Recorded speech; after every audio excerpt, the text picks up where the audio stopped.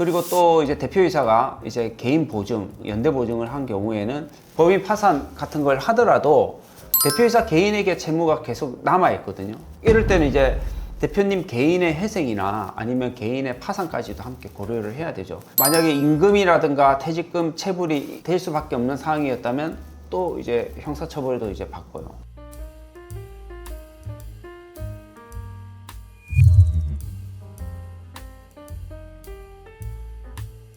안녕하십니까. 법무법인 발일정 부산사무소의 강백철 변호사입니다. 네, 오늘은 이제 사업을 이제 정리 또는 접으려고 하는 분들이 가장 이제 많이 하는 문제입니다. 법인을 이제 파산을 해야 될지 아니면 그냥 법인 폐업을 해야 될지 이 부분에 대해서 이제 알아보도록 하겠습니다.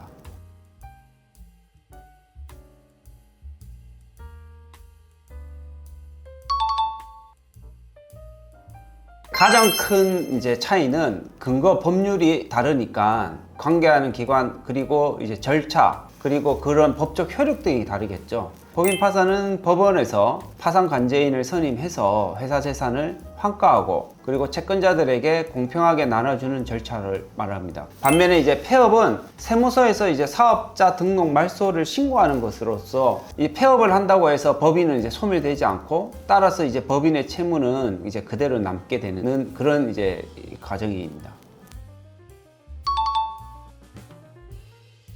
회사가 이제 빚이 많고 도저히 감당이 안 되는 경우 채권자들이 이제 압류나 이제 소송을 해올 상황이면 이제 법인 파산이 필요합니다. 파산 절차가 이제 시작되면 개별 채권자들이 따로 집행을 못 합니다. 그리고 이제 법원이 공평하게 재산을 환가해서 배당을 해주기 때문이죠. 그래서 이제 또 파산이 이제 종결되면 이제 법인 자체가 법적으로 이제 소멸되기 때문에 깔끔하게 이제 정리되고 그 채무가 없어지게 됩니다.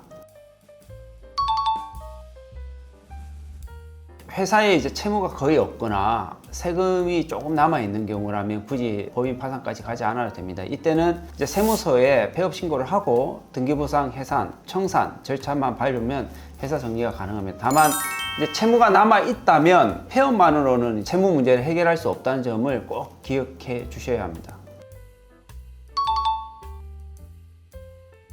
채무가 많은 상태에서 대표님들이 그냥 폐업을 해버리는 경우, 폐업만 해버리면 이제 끝난 게 아니고 결국 이제 채권자들이 계속 소송을 이제 걸어오고 그 다음에 그 소송 결과를 가지고 집행도 오거든요. 또는 추심회사, 뭐 고려신용, 그 다음에 뭐 세안신용 이런 데다가 아예 맡겨가지고 추심행위를 하고 그러면 결국은 이제 그런 것들 추심행위, 그 다음에 소송행위 같은 경우에는 결국 법인을 대표하는 대표이사님한테 계속 연락이 오게 됩니다. 그리고 또 이제 대표이사가 이제 개인 보증, 연대 보증을 한 경우에는 법인 파산 같은 걸 하더라도 대표이사 개인에게 채무가 계속 남아 있거든요. 이럴 때는 이제 대표님 개인의 회생이나 아니면 개인의 파산까지도 함께 고려를 해야 되죠. 만약에 임금이라든가 퇴직금 체불이 될 수밖에 없는 상황이었다면 또 이제 형사처벌도 이제 받고요. 세금 부분도 이제 나중에 이제 내가 안 냈을 경우에는 가점주주가 되었을 경우에는 가점주주에게 이제 또 2차 납세 의무가 부과되기 때문에 그런 어떤 애로사항들이 많이 생깁니다. 그래서